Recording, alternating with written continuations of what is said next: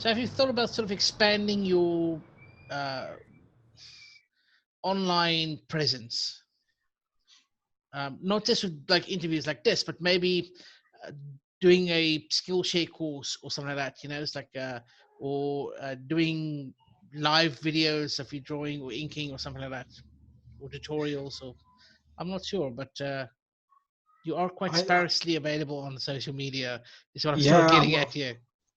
well, the thing is now, it's social media to me has seemed like a necessary evil, you know, Mm, in try, especially when you're doing self-publishing, you've got to be online, you've got to be available to people, and because people, it's everything is postmodern now. You know, it's not just your work; it's you as well. You're yeah, part of the product. You're part of the experience, you are a and that's brand.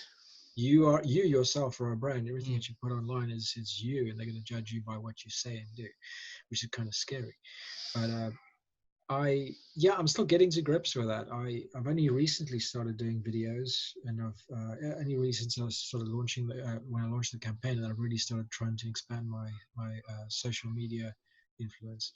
So yeah, I'm open to any sort of suggestions on how I can still do that. I mean, I started doing things of what I was just drawing. There's just some technical.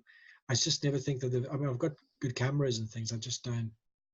I'm never really quite satisfied with the result when it looks like, Mm. you know, online. It's just something I need to work out, something I need to I think learn. that's also sort of like the curse of every artist is they want it done perfect, right? It has to be perfect before they put anything out. Unfortunately, world changes so fast that it doesn't wait for you to be ready. You have to The thing is, constantly what produce. sorry, yeah, Yeah, no, yeah, go for it.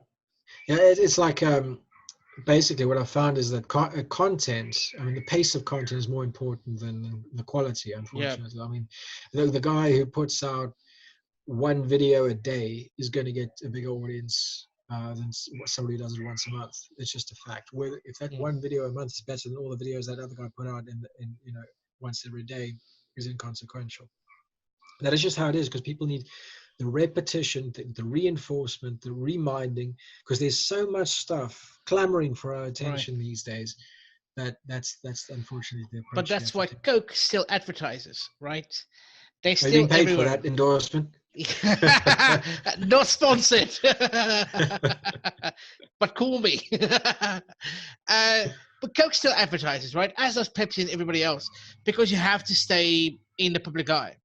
I can Yeah. guarantee you that if you stop advertising Coke, a year from now, people will forget about it because the world is just too busy, right? It's I think just so busy.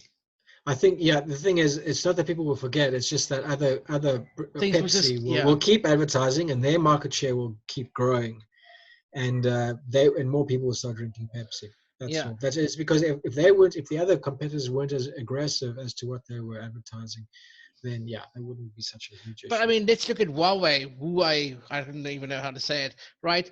They came out of nowhere, like only a few years ago. I've never heard of this brand. Now they're everywhere, and I can't help but notice them.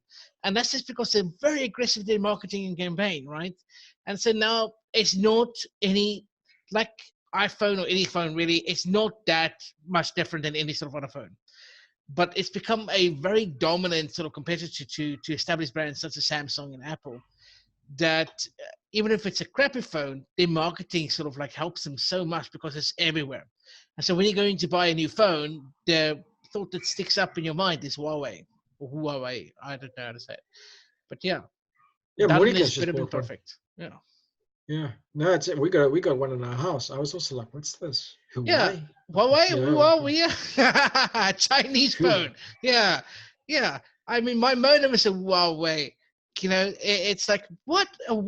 I can't even say it now, right? And I've had it thing for like 3 years now. So, but I don't have to say it. I don't have. It doesn't have to be easy. They don't care. It- They getting they. I think they're very close to being like 13th place or second or something like that. I'm speaking on a correction here for the market share of mobile phones. You know, it's ridiculous, and I came out of nowhere.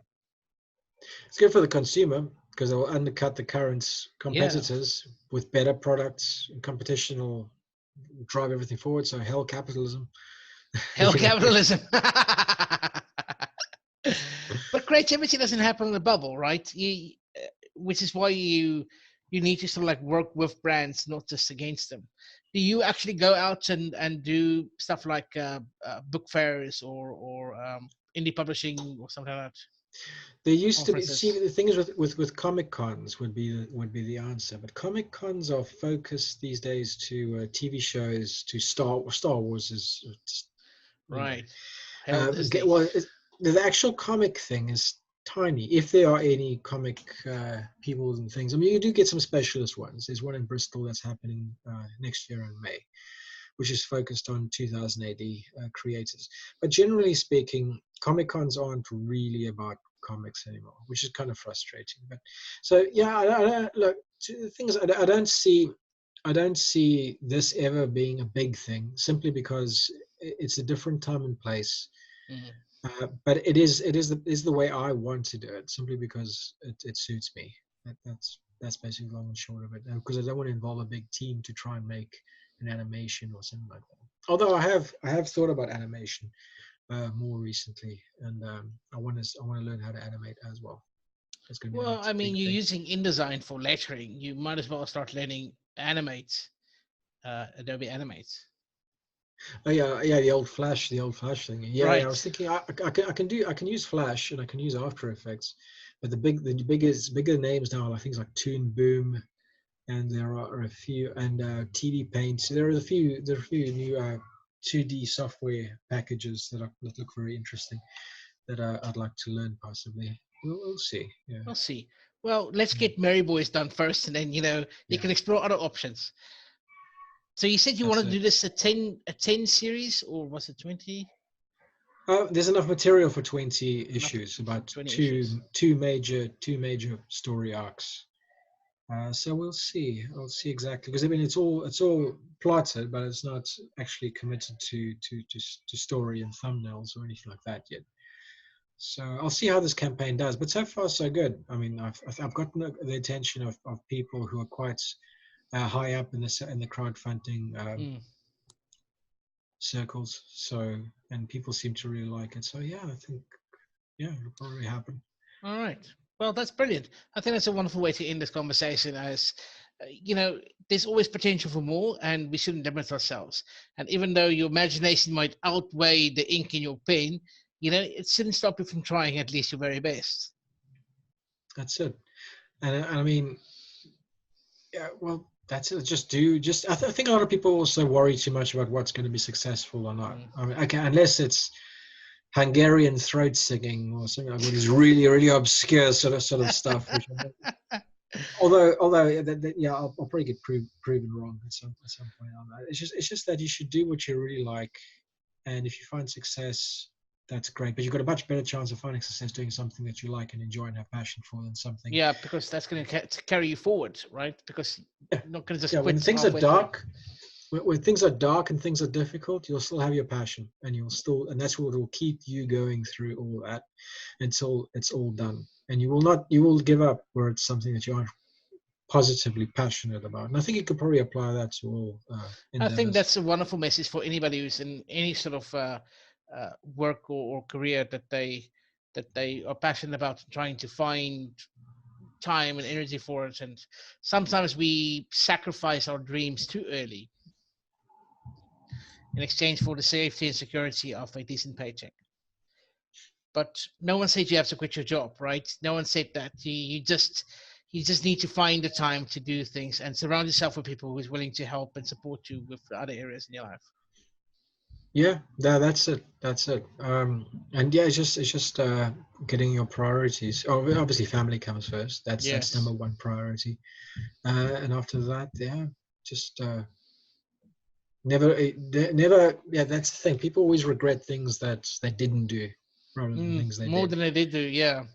Yeah, And that yeah, so if you're watching this on YouTube or you listening to this on SoundCloud or Podbean, what is your passion about?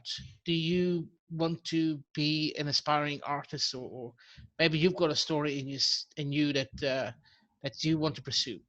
Maybe if you want, I'm going to share the links to Carl's social media platforms, and if you want, drop a comment and maybe ask for help. Maybe ask for some guidance. And I'm certain that if Carl can, he will probably give you some tips if he sure. can. Sure. And with that, I think thank you for joining me for Imagineering. I think we've got some really interesting, thought-provoking discussions about art history and the state of comic books. And there's always way if you're passionate about it. Thank you very much for having me on. I really Okay. enjoyed it.